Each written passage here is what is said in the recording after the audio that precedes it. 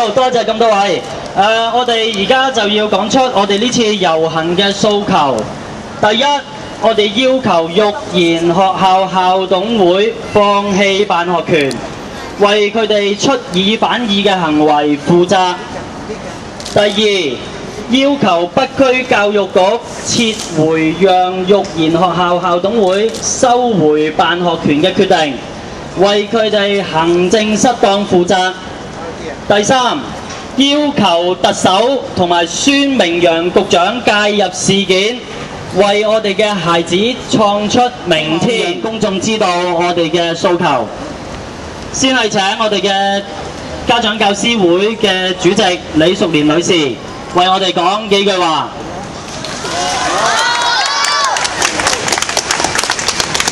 好多謝大家今日咁齊心啊！我喺呢度講幾句呢，就係我哋育賢舊嗰個育賢辦學權團體呢，校董會呢，佢個出爾反爾，我哋家長個個都好憤怒，我覺得。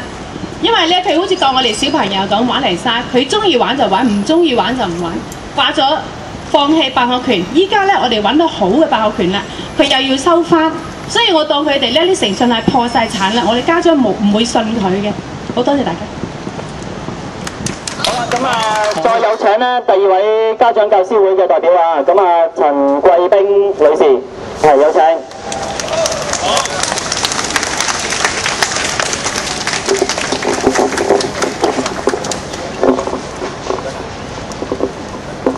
係，首先今日好多謝大家咁齊心嚟到呢度申請我哋嘅訴求。其實真係舊嘅育賢校董會，佢誠信破產出爾反爾，已經唔需要我哋再講。我諗大家心目中已經好清楚。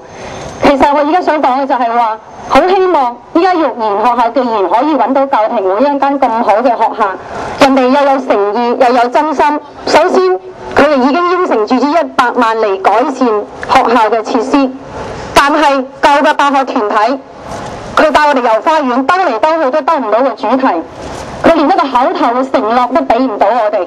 我哋問佢以後有咩發展，有咩大計，會唔會注資，但係佢哋連一個口頭嘅承諾都冇。所以我好相信大家心目中已經好清楚，究竟邊一個好嘅辦學團體可以帶我哋以後令到小朋友一個好好嘅出路，呢個我唔使講㗎啦，肯定係教評會。所以我希望大家真係可以為咗小朋友以後嘅利益同埋前途着想，伸出你自己嘅正義之手。大家真係要團結啦！我哋今日嚟到呢度就好希望曾特首同埋孫明揚局長可以伸出援助之手幫我哋，希望我哋嘅小朋友有一個好好嘅出路，有一個好好嘅辦學團體可以接收我哋。我都希望佢哋舊嘅校董會可以放過我哋啦，放過我哋啲小朋友啦，唔好再糟蹋佢哋嘅前途。多謝。好，跟住我哋請潘家忠先生出嚟講兩句。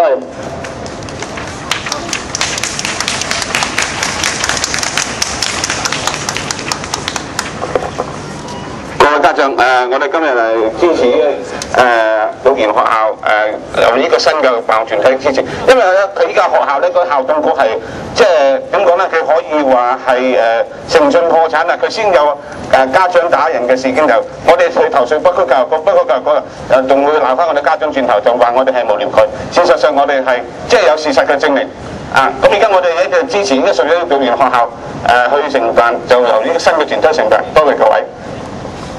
好，就林錦雲女士係對我哋講嘢㗎嚇。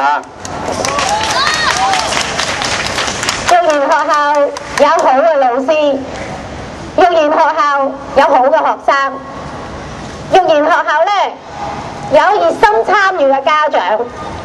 本來按住呢咁好嘅條件，呢間學校係咪有一個好嘅發展㗎？但真係好可惜，校董會一手拖垮咗我哋間學校。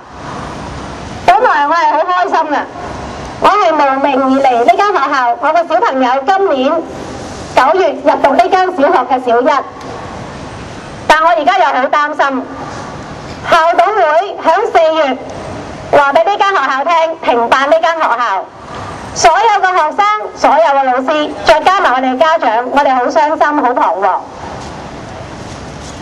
跟跟住到我哋間學校又揾到個新嘅辦學團體更加好嘅，校董會又出爾反爾，話俾我哋聽，我哋又想執翻呢間學校做啦。呢啲咁冇誠信嘅行為，我哋可唔可以容忍啊？試問我哋嘅學生，如果喺呢度讀嘅時候，佢哋仲識唔識得分辨是非黑白呢？試問我哋嘅家長又可唔可以安心俾我哋啲仔女喺咁嘅學校去讀呢？試問我哋嘅老師喺一間咁嘅學校去教嘅時候，仲有冇士氣呢？嗱，嚟緊呢，6月7號呢，又係新一輪呢小一入學嘅放榜日啦。如果學校仲係咁樣，校董會又係咁樣堅持佢嘅己見嘅話，我相信可能有機會新一批嘅轉校潮又會出現㗎啦。我哋願唔願意見到咁樣嘅情況出現啊？所以我哋喺呢度好強烈咁要求，我哋希望新嘅辦學團體有魄力、有能力嘅教育評議會，可以帶領我哋呢間學校全體嘅老師、全體嘅學生、全體嘅家長走出黑暗，走向光明，好唔好啊？而家就請姜 Sir 為我哋講返句話，係老師代表。好啦，咁其實呢，北區教育局呢，對於我哋處理我哋辦學權嘅呢件風波上面呢，其實佢哋一啲都唔公平嘅，係偏幫校董會。作為一個教育局，當一個辦學團體要話俾你聽，我要停辦，係咪咩都唔做嘅呢？唔係，北區教育局應該好細心咁樣去分析，究竟佢停辦嘅理由係乜？當佢知道之後，佢有冇認真去處理？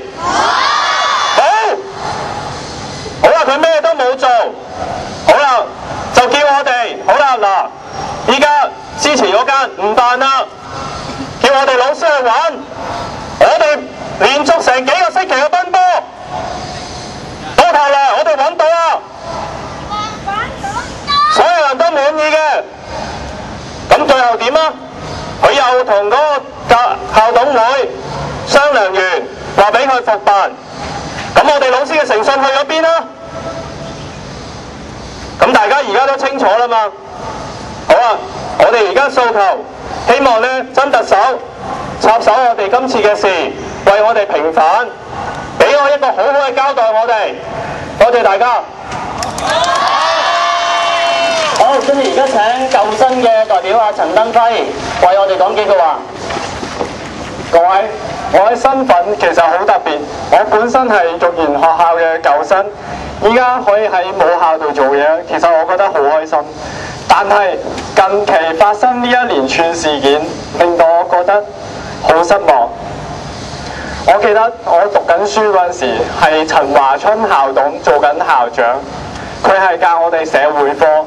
我記得有一次上堂，佢對住全班同學講，佢話：各位同學，我哋做人最緊要有誠信，將來大個咗做個負責任嘅人，為呢個社會服務。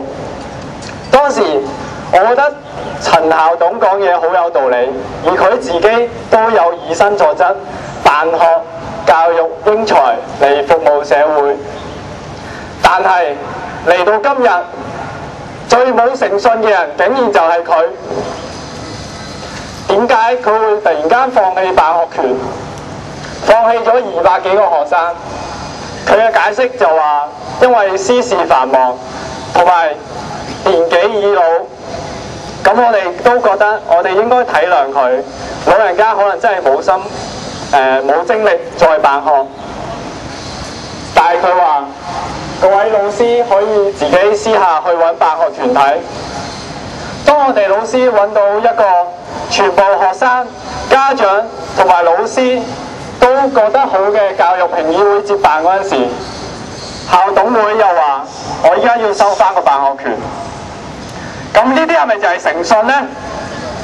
佢嗰陣時教我哋做人要有誠信，咁佢而家做出呢啲出爾反爾嘅行為，係代表乜嘢呢？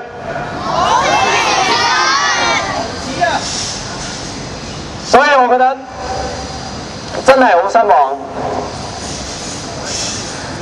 如果繼續俾呢個校董會接辦學校，佢仲可唔可以辦好呢間學校呢？唔可以。如果俾呢個冇誠信嘅校董會繼續接辦學校，佢仲可唔可以以身作則，教出啲有誠信嘅學生呢？唔可以。